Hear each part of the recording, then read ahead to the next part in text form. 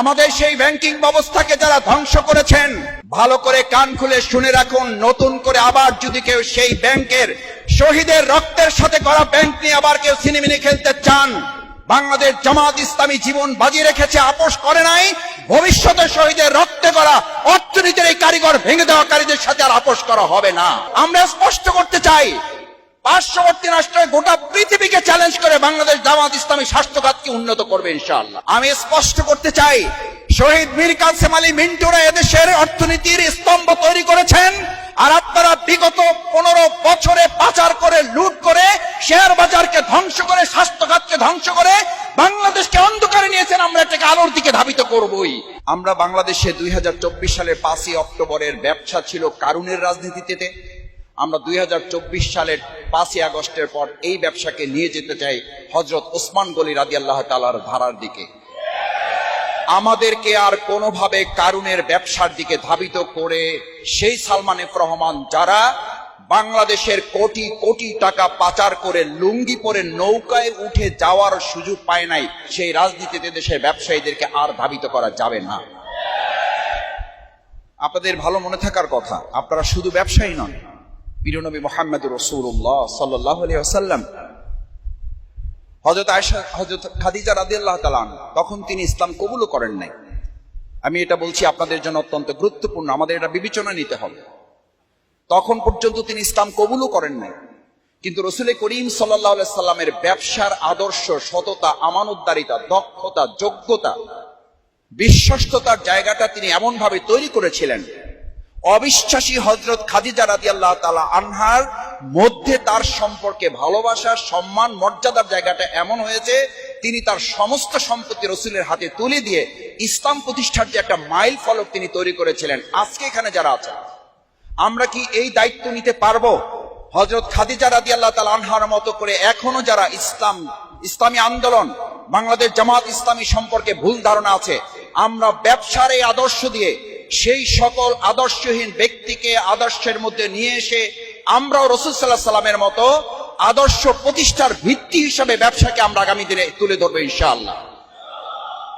ভাইয়েরা, আমাদের শুধু হযরত মুহাম্মদ রাসূলুল্লাহ সাল্লাল্লাহু আলাইহি সাল্লামই নয়, আবু বকর রাদিয়াল্লাহু তাআলা ব্যবসার জগতে অনন্য উদাহরণ স্থাপন করেছেন।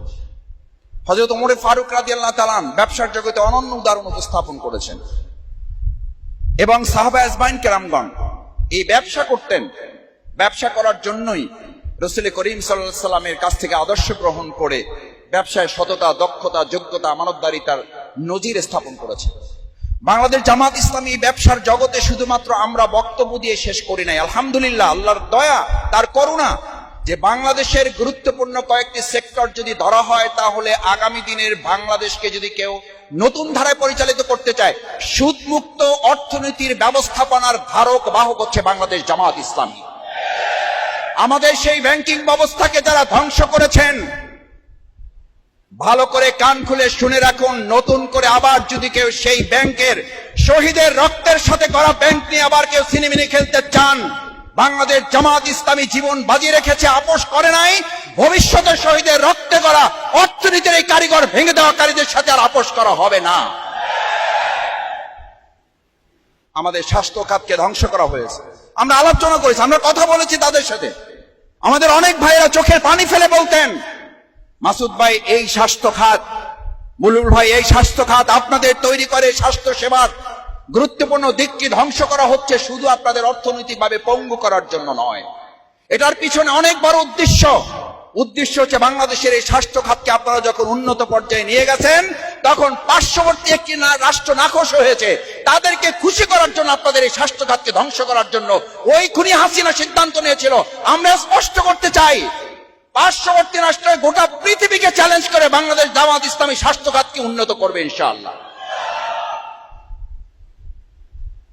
আমাদেরকে যারা গুলি করত, আমাদেরকে যারা রিমান্ডে নিত, আমি শহীদ মীর কাসেম আলী মিন্টু ভাইয়ের সাথে জেলখানায় যতবার কথা বলার সুযোগ পেয়েছি, আমি ওনার রুমেও 2 একবার যাওয়ার সুযোগ পেয়েছি।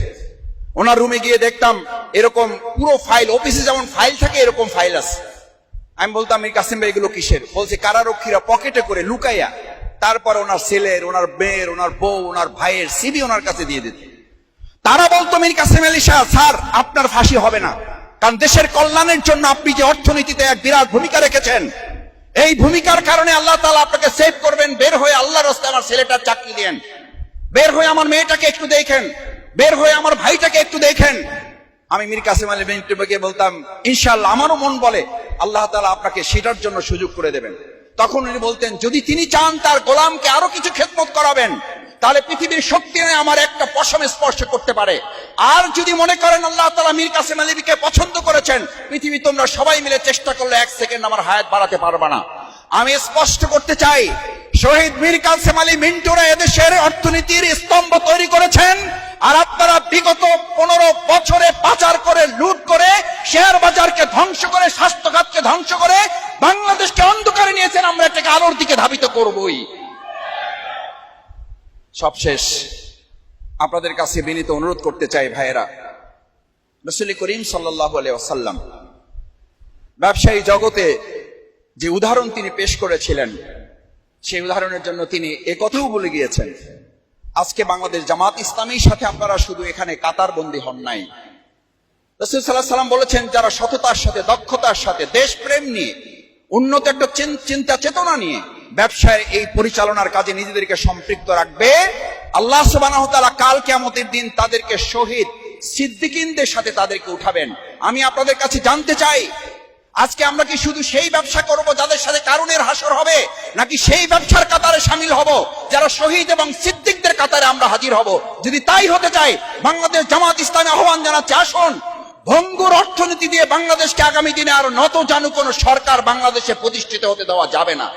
এবং জামাত ইসলামী যদি আহ্বান জানায় আমরা শহীদ এবং সিদ্দিকদের সাথে ওঠার জন্য সততা, দক্ষতা, আমানতদারিতা, যোগ্যতার সাথে ব্যবসা পরিচালনা করে গোটা পৃথিবীর মাঝে বাংলাদেশকে একটা উন্নত, আদর্শ, মর্যাদাবান বাংলাদেশ হিসেবে তৈরি করতে কি আমরা রাজি থাকবো ইনশাআল্লাহ?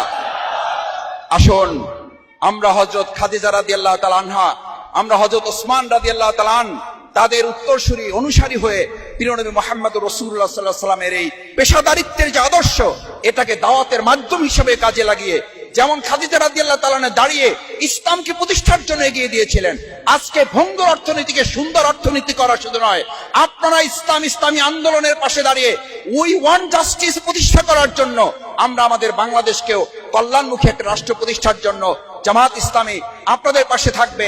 আপনারা আমাদের পাশে থেকে কল্যাণমুখী একটা রাষ্ট্র আমরা প্রতিষ্ঠা করবো ইনশাআল্লাহ।